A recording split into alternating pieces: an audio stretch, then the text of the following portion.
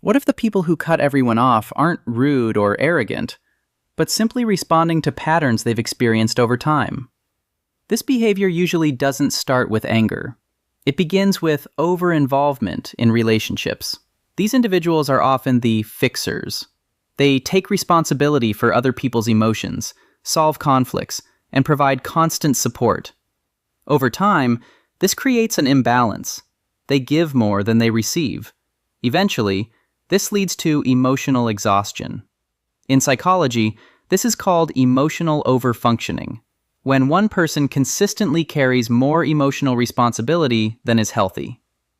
Over time, this does not strengthen relationships. It drains energy. There is also a neurological aspect to this. When a person repeatedly experiences emotional stress, their brain adapts.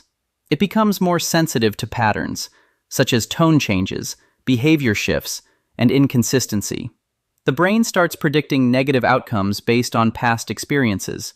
As a result, distancing from people becomes a protective response, not an impulsive decision.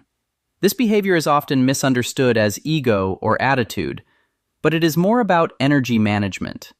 When emotional resources are depleted, people prioritize stability over connection. It is also important to understand the difference between boundaries and complete withdrawal. Boundaries allow connection while protecting personal limits. Withdrawal removes access entirely.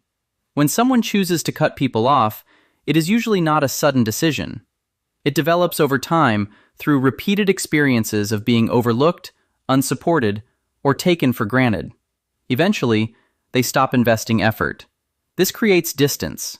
However, isolation is not always a long-term solution. Healthy growth involves learning how to maintain boundaries without completely disconnecting from others. The goal is not to avoid relationships, but to build more balanced and intentional ones.